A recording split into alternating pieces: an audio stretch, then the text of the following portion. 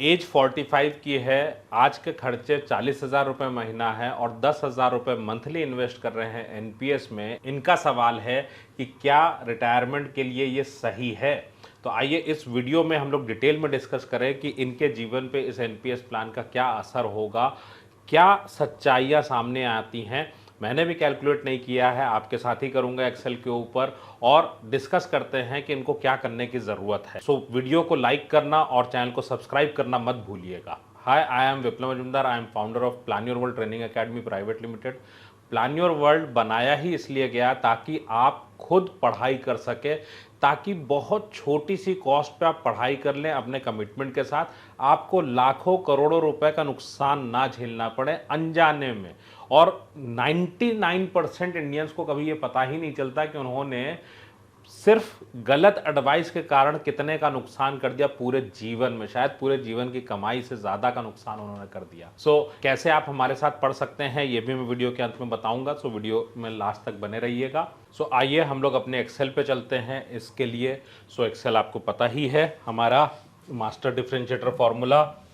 हमारे सामने है एनपीएस का एग्जाम्पल। तो सबसे पहले हम एक देख लेते हैं एनपीएस के एग्जाम्पल में हमें मिलता क्या है। हमने मान लिया कि आप डिफ़ॉल्ट मोड पे हैं। 75% आपका पैसा जो लगा है वो लगा है इक्विटी में। हम लेते हैं 12% और ये मिल रहा है आपको 6% पे। ईयरली जो रिटर्न है वो लगभग 10.5% का है इसके अंदर, और 10.5 से 11%। तो मैं 11 ले लेता हूँ यहाँ पे, चूँकि बहुत सारे एनपीएस हैं जो 11% का रिटर्न दे रहे हैं। 11% का मैंने रिटर्न ले लिया है। इनके केस में हमारे पास में उम्र बची है हुई है करियर की 15 साल की। 10,000 महीने का इन्वेस्टमेंट है और टोटल में अगर आप देखें, ये कैलकुलेशन बोलता है कि इन्होंने 11% पे जो पैसा जमा किया टोटल वो 18 लाख रुपए जमा किए। इन्फ्लेशन के साथ इन्होंने जो जमा किया that is 31 lakh rupees, and maturity पे उनका जो पैसा हो रहा है दैट इज़ 43 लाख रुपीज़ इनके पास हो रहा है। चूँकि यहाँ पे हमारे पास सवाल नहीं आया था कमेंट में, हम यहाँ पे ये भी ले लेते हैं कि इनके पास लगभग 20 लाख रुपए या 15 लाख रुपए इनके पास ऑलरेडी है इनके एनपीएस में। ऐसी कंडीशन में इनके पास में जो फंड्स हो रहे हैं वो फंड्स हो रहे हैं टोटल में लगभग 1,15,00,000 रुपया। अब इस 1,15,00,000 रुपए का मतलब क्या है? हम इसको अपने साथ में याद कर लेते हैं। 1,15,00,000 रुपए इनके टोटल में हो रहे हैं। अब अगर मैं इसको इस तरह से देखूं कि इनकी जीवन में खर्च क्या होंगे, दो कैलकुलेशन यहाँ पे मैं करूंगा आपके लिए। चूंकि 1,15,00,000 रुपए हमारे पास हो रहे हैं, ये कैलकुलेटर बताता है कि 45 की एज है, 15 साल बाद रिटायरमेंट लेना है और 1,15,00,000 रुपए इनके पास होंगे रिटायरमेंट के टाइम पे। पेंशन प्लान का एक बहुत मोटा सा पैसा इनका ब्लॉक हो जाएगा, लेकिन मैं अभी के लिए पूरा पैसा ही मान लेता हूँ कि कहीं पर रख दिया कॉर्पस थ्योरी के हिसाब से। अगर मैं एनुअल इंटरेस्ट 7% का लेता हूँ आज का, आपके सामने ये आता है, ये कैलकुलेटर क्या दिखाता है कि इनके खर्चे अगर 40,000 रुपये महीना आज हैं तो उस वक्त होगा इनका खर्चा साल का लगभग 13,24,000 रुपये महीने का। और उस हिसाब से ये पैसा सिर्फ 68 की उम्र तक इनके लिए चलेगा।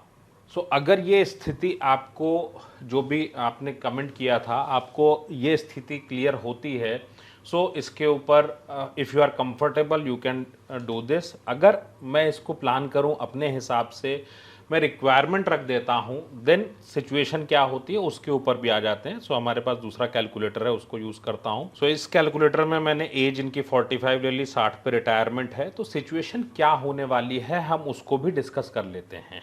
जब भी हम रिटायरमेंट की बात करते हैं तो एक बात हमको ज़रूर ध्यान में रखनी चाहिए। रिटायरमेंट का मतलब यह है कि जीवन में कोई कॉम्प्रोमाइज़ नहीं करना है। आपके जीवन में जितने भी पैसे आप आज खर्च कर रहे हैं, ये खर्चा आपका लगातार बढ़ता चला जाएगा। आज अगर 40,000 है तो हर 10 साल में बढ़ेगा। तो अगर ये खर्चा बढ़ना है तो इसी को पैरामीटर मान के चलिए। प्रॉब्लम कहाँ आती है? जब हम लोग बात करते हैं कि हमारे पास में एक बेस्ट प्लान है। जब बेस्ट प्लान की हम बात करते हैं और हमने प्लान ले लिया, हमारी रिक्वायरमेंट से वो हो जाता है बिल्कुल भी अलग। इस कैलकुलेटर पे हम देखते हैं कि इसका मतलब क्या है। हमें एक बढ़ती हुई इनकम चाहिए होगी। जब बढ़ती हुई इनकम की मैं बात कर रहा हूँ तो required money at the age of 60, उस वक्त उनका खर्चा होगा 1,37,000 रुपये महीना, और ये बनता है लगभग 16,55,000। अगर ये फिक्स डिपॉजिट से लेते हैं तो 5,70,00,000 रुपए लगेंगे, म्यूचुअल फंड से लेते हैं 4,35,00,000, रेंटल इनकम लेते हैं 4,52,00,000। तीनों ही अपने आप में अगर देखें तो अनअचीवेबल है। फ्रेंड्स, ये स्थिति इनके सामने है। महीने के इन्वेस्टमेंट बोलना बेमानी है, मैं बोल देता हूँ। 2 लाख रुपए, 1 लाख रुपए महीना इन्वेस्टमेंट अभी से, 1 लाख रुपए महीने का इन्वेस्टमेंट अभी से। क्या ये स्थिति अपने आप में नॉर्मल है?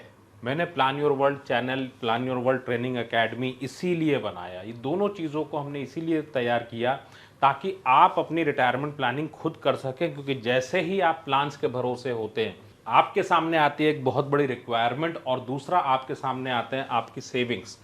दोनों का मैच आपको बनाना पड़ेगा। और ये वीडियो कैसी लगी आपको बताइए। मैंने ये प्लेटफॉर्म बनाया है तो मुझे पता है कि yes, these things are achievable, लेकिन देखने का नज़रिया बदलना पड़ेगा। आपको खुद अपने पूरे फाइनेंस को मैनेज करना सीखना पड़ेगा, इसके बिना कोई उपाय नहीं है। इफ़ यू फील कि आप पूरी ज़िंदगी पैसा सेव करते आए हैं तो आपको हक है आपको अच्छी ज़िंदगी जीने का।